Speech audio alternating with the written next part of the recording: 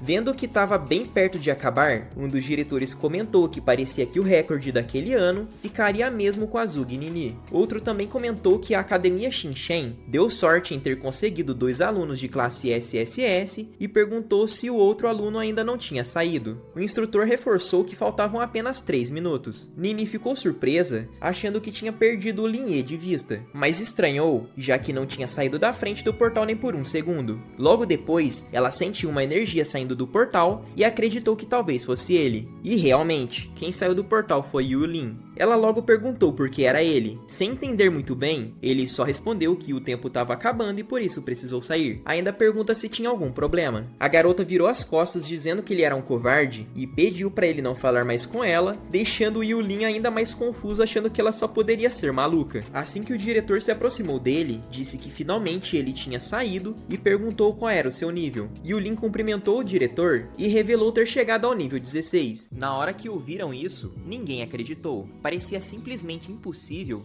já que o recorde desse teste era só nível 11. Todos começaram a se perguntar como um novato conseguiu fazer isso. Logo começaram a fazer as contas. Para chegar ao nível 16, precisava ter acumulado um total de 120 mil de XP, sendo que os monstros mais fortes do Reino Secreto eram de nível 10, e matar um deles dava só 100 de XP. Isso significava que ele teria precisado matar 1.200 monstros de nível 10. E aí todo mundo ficou se perguntando como isso era possível. O diretor da academia ficou extremamente animado, afirmando que Yu Lin era sem dúvidas o orgulho da Academia Shinshen. Já o Sr. Zug também reconheceu que o feito dele era realmente notável, mas enquanto isso, Nini demonstrou um certo desprezo, questionando o valor de ser um nível 16. Ela lembrou que o Yu Lin é um conjurador de magias proibidas, e que ao usá-las de forma tão imprudente, era até esperado que subisse de nível rapidamente. Esse comentário fez com que um dos diretores finalmente entendesse toda a situação, percebendo que o avanço repentino do Yu Lin fazia sentido. A partir daí, começaram a surgir comentários de que ele era completamente maluco por usar tantas magias apenas para subir de nível dentro do Reino Secreto. Alguns até apontaram que conjuradores dificilmente ultrapassam os 25 anos de idade e que naquela velocidade Yu Lin provavelmente nem chegaria aos 20. Também chamaram de estúpido, acusando-o de estar trocando a própria vida apenas por um pouco de fama. Porém, outro cara pediu respeito, lembrando que Yu Lin colocou sua própria vida em risco para impressionar a todos e por isso merecia ter pelo menos alguns dias de glória. Logo depois, o diretor Su apareceu e questionou de forma direta o motivo de Yu Lin ter feito aquilo, suspeitando que poderia ter agido sob as ordens do diretor Gao. Ainda alertou que ele poderia estar sendo enganado, trocando a própria vida pela honra da academia. Mas o diretor Gao rapidamente desmentiu qualquer acusação, afirmando que jamais faria algo do tipo com seus próprios estudantes. Foi então que Yu Lin se pronunciou, deixando claro que ninguém o forçou a nada. Ele contou que nasceu em uma família pobre, que sempre foi desprezada e que agora, ao ter a chance de mudar seu destino, não seria um covarde. Mesmo que aquela escolha representasse o seu fim, ele queria que todos soubessem que ele também conseguiu deixar sua marca. O Sr. Zug, impressionado com a determinação do jovem, o aplaudiu e reconheceu que ele realmente tinha grandes ambições. Não deixou de destacar que, independente de qualquer coisa, Yu Lin agora era o aluno com o nível mais alto e também o número 1 da academia. Nesse momento, o Sr. Zug se apresentou como o pai da Zug Ni e, de forma respeitosa, disse que se Yu Lin precisasse de qualquer coisa no futuro, poderia contar com ele. Só que ao ouvir isso, Nini ficou furiosa, contestando imediatamente que Yu Lin não era o número 1. Ela garantiu que assim que Lin Yi saísse do portal, teria um nível ainda maior do que o dele. O Sr. Zug, curioso, quis saber quem era esse tal de Lin Yi. Os diretores, por sua vez, ficaram intrigados e começaram a comentar entre si dizendo que nunca tinham ouvido falar nesse nome. Porém, Nini insistiu que ele sim era o verdadeiro orgulho da academia e que tudo logo seria comprovado. Enquanto ouvir essa discussão, Yulin percebeu que Nini estava depositando todas as suas esperanças em alguém que nem existia e concluiu que ela estava sendo uma completa idiota. Pouco depois, Yulin informou que se não tivessem mais nada para falar, ele iria voltar para casa. O Sr. Zug desejou que ele se cuidasse, enquanto o diretor lembrou que o teste formal aconteceria dali 3 dias, recomendando que ele aproveitasse para descansar. Nesse momento, foi anunciado que o tempo havia se esgotado e o teste tinha oficialmente terminado. Nini ficou confusa, pois não viu o portador do fogo do inferno saindo do portal, então descontou a frustração em Yulin, culpando-o por não ter conseguido encontrar o tal guerreiro. O Sr. Zug colocou a mão sobre o ombro da filha e ela, desconfiada, perguntou se ele não acreditava nela. Ainda reforçou que Lin Yi era um gênio que tinha salvado sua vida. O pai respondeu que acreditava sim,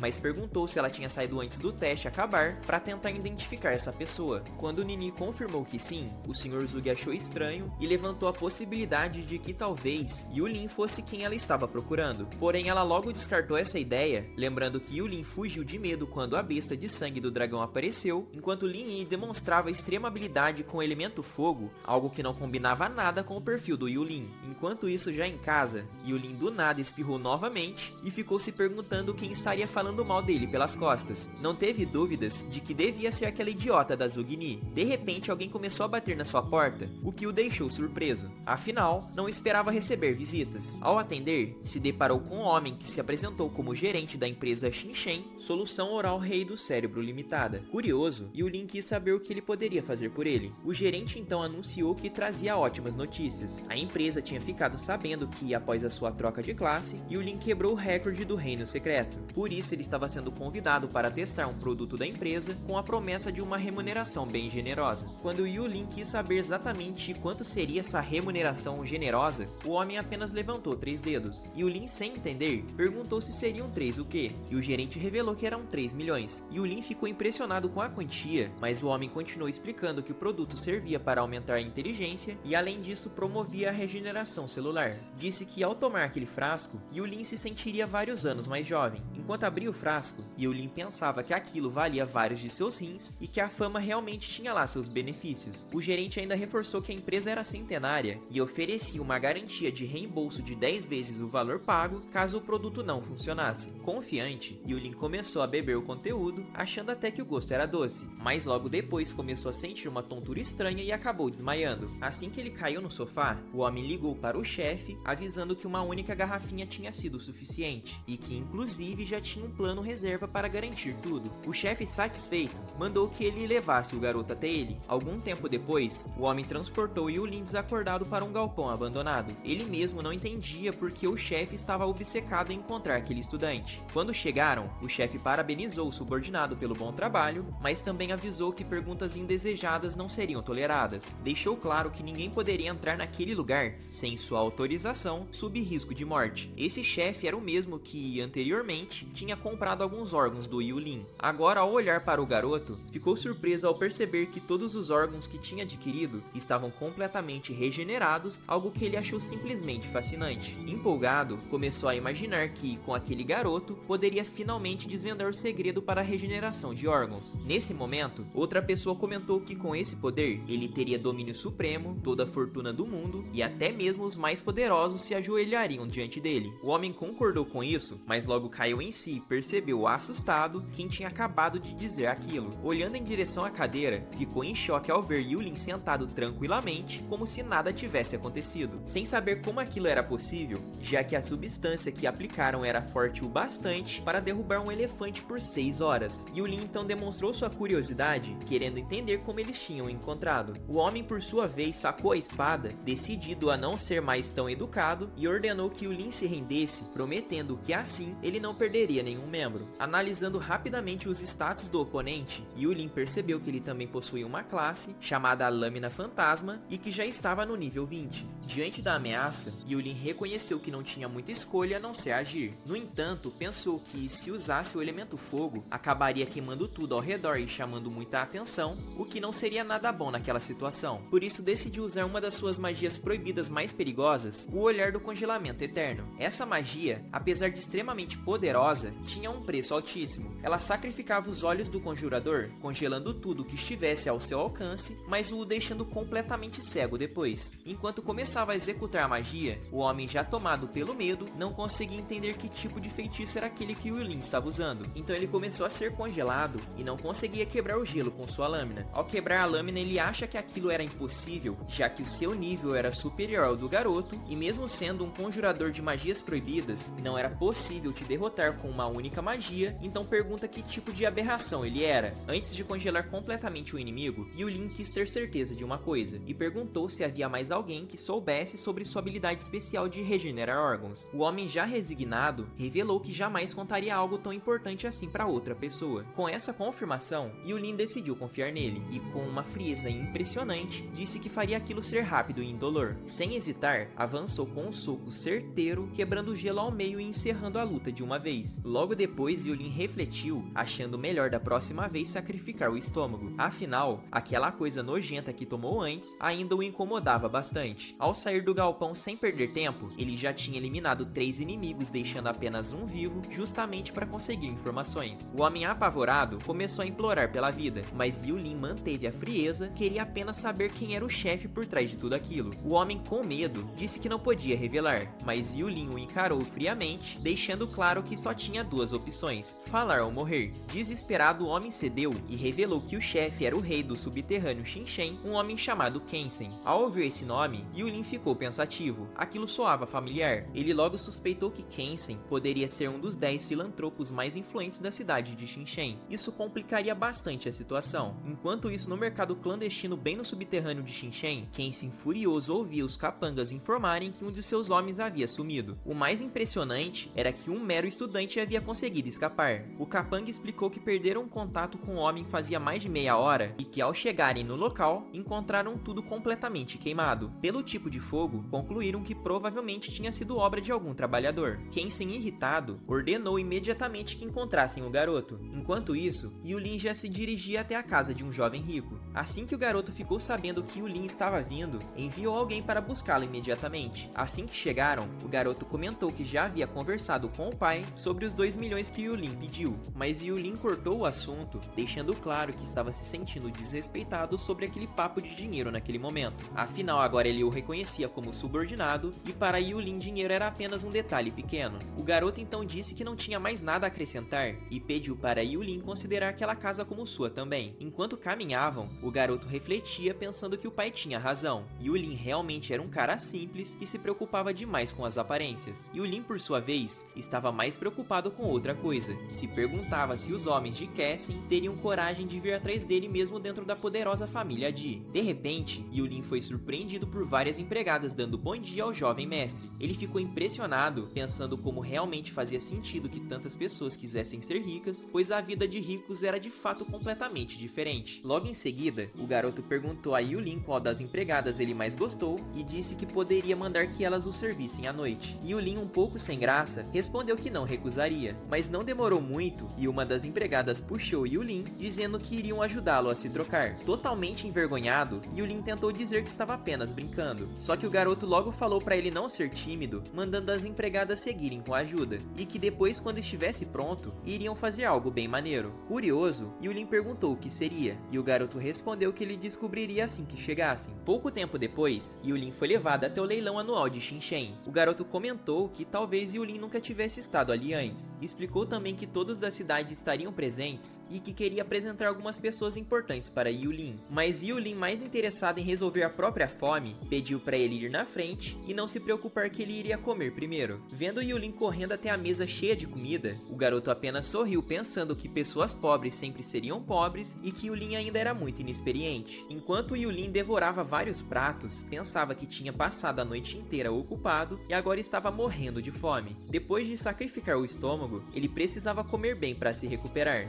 Enquanto ele estava distraído com a comida, uma voz surgiu perguntando o que ele estava fazendo ali. Ao se virar, Yulin se deparou com a Zugni, que imediatamente o reconheceu. A colega de Nini, confusa, perguntou quem era Yulin. Yulin, ao perceber quem era, apenas virou de volta, refletindo como sempre acabava se esbarrando com aquela mulher em todo lugar. Enquanto isso, Nini explicava para a amiga que aquele era o cara de quem ela havia falado durante o teste no Reino Secreto. A amiga perguntou se ele era o famoso portador do elemento fogo, mas Nini logo respondeu que nem de perto, disse que ele era o covarde que fugiu e a deixou sozinha com o monstro e que encontrar ele ali só podia ser má sorte. Em seguida, puxou a amiga para ir embora. Yulin ficou olhando, se perguntando qual seria a reação dela se soubesse a verdade, que ele na realidade era sim o portador de fogo. Logo depois, um grupo se aproximou. Era o mesmo garoto rico que agora apresentava o Yulin aos amigos como seu chefe. Um dos garotos, surpreso, perguntou se aquilo era uma piada, pois não fazia sentido alguém como Yulin ser chamado de chefe. Mas o jovem Ji logo mandou que tomassem cuidado com o que diziam. Afinal, pessoas comuns não tinham qualificação para serem chefes dele. Em seguida, perguntou se eles sabiam qual era o nível de Yulin. Assim que descobriram que ele estava no nível 16, ficaram impressionados. O nome até soava familiar, e logo perceberam que ele tinha ficado em primeiro lugar no teste do Reino Secreto. Mas surpreendente ainda era o fato de que, quando saiu de lá, ele estava apenas no nível 6. Yulin, tranquilo, mandou eles não ficarem tão surpresos e até comentou que tinha algumas ideias para subir ainda mais de nível. Disse também que se pudessem sair da cidade, ele poderia ajudá-los a evoluir e que todos poderiam alcançar ótimos resultados no grande teste. Na hora, todo mundo ficou empolgado com a ideia, mas o jovem Ji logo revelou que, para evitar esse tipo de coisa, todos estavam proibidos de sair da cidade antes do grande teste. Yulin então comentou que ouviu falar que a passagem para o grande teste seria fora da cidade, e que quem sabe poderiam fazer isso durante a viagem. O garoto entendeu imediatamente o plano e gostou da ideia, mas Yulin foi sincero, dizendo que talvez não funcionasse tão bem, afinal mesmo com o nível alto, ele não tinha bons equipamentos. Nesse momento, o garoto colocou a mão no ombro dele, dizendo que arrumar equipamento seria a parte mais fácil. Apontando para o palco do leilão, garantiu que não era para o Yulin se preocupar, que se ele ajudasse o grupo a subir de nível, mais tarde poderia escolher qualquer equipamento que quisesse. Yulin ficou surpreso, perguntando se ele estava falando sério. O garoto sorriu e confirmou que sim, e que se pudesse ajudar Yulin a ter uma performance ainda melhor no teste, o pai dele financiaria sem se preocupar com o quanto de dinheiro fosse necessário. Um tempo depois, o evento começou oficialmente. Uma mulher subiu ao palco, se apresentando como a leiloeira do dia. Em nome do pavilhão de tesouros, ela deu boas-vindas a todos os presentes e desejou que cada um conseguisse arrematar os itens que desejavam. Sem enrolar muito, ela logo apresentou o primeiro item, um pergaminho de habilidade épica do tipo fogo, adequado para magos. A leiloeira anunciou que o preço inicial era de 500 mil, com um lance mínimo de 10 mil, e logo pediu para começarem os lances. Assim que liberou, várias pessoas começaram a competir, fazendo o valor subir rapidamente até chegar em 600 mil. De repente, o Sr. Zug apareceu e do nada mandou um lance de 3 milhões. Todo mundo ficou chocado com aquilo. Observando a situação, Yulin percebeu que ele estava gastando tanto dinheiro assim, comprando livros de habilidades porque sua filha tinha despertado com o elemento fogo. E até comentou mentalmente que realmente quem tem dinheiro faz o que quiser. Ainda bem que Yulin não precisava se preocupar com isso, afinal, sendo um conjurador de magias proibidas, não fazia sentido ele investir em pergaminhos de habilidades. Na hora ele virou pra Lin Yu e falou, como sua classe é de espadachim de nível A, era melhor dar um lance em qualquer habilidade que interessasse, porque essas habilidades poderiam te salvar no momento em que você mais precisar. Logo depois, a mulher do leilão anunciou o próximo item, dizendo que era excepcionalmente raro, o Anel Imperador Dragão Rui. Esse anel aumentava 30 pontos no atributo espiritual e ainda vinha com uma habilidade passiva muito top chamada Possessão do Dragão. O lance inicial era de 2 milhões e dessa vez o lance mínimo era de 100 mil. Assim que autorizou o começo, os lances começaram a pipocar e rapidamente chegaram a 3 milhões. Yulin na mesma hora comentou que um anel que aumentava tanto o atributo espiritual seria perfeito para eles, então mandou Lin Yu fazer um lance. O garoto, sem pensar muito, foi até o pai e pediu para ele entrar na disputa. E foi aí que, sem nem piscar, o homem deu um lance de 8 milhões. Na cabeça dele, gastar essa grana toda para o filho conseguir entrar em uma escola prestigiada valia muito a pena. Além disso, ele sabia que sua magia anuladora tinha uma vida útil muito curta e no fim das contas, quando Yulin morresse, aquele equipamento acabaria voltando para a família Ji de qualquer jeito. Só que quando os lances estavam quase encerrando, Kenshin apareceu do nada e jogou um lance de 10 milhões. Ele olhou para o presidente Ji e perguntou tranquilamente como ele estava. Só que nesse momento Lin Yu percebeu que era o Kenshin, o rei do submundo, e ficou pensando o que esse cara estava fazendo ali. Yulin também percebeu quem ele era e ficou surpreso ao descobrir que aquele era o famoso Kenshin. Sem perder tempo, ele tentou disfarçar, escondendo o rosto para não ser reconhecido no meio daquela multidão. O presidente Ji, sem entender o que estava acontecendo, perguntou pro Kenshin se o grupo deles tinha ofendido eles de alguma forma e pediu para ele explicar. Só que Kenshin, já completamente irritado, falou na lata que eles mataram seus homens e ainda queriam uma explicação. O presidente, sem fazer ideia do que estava falando, respondeu que se Kenshin estava procurando confusão, o grupo Ji não era qualquer um,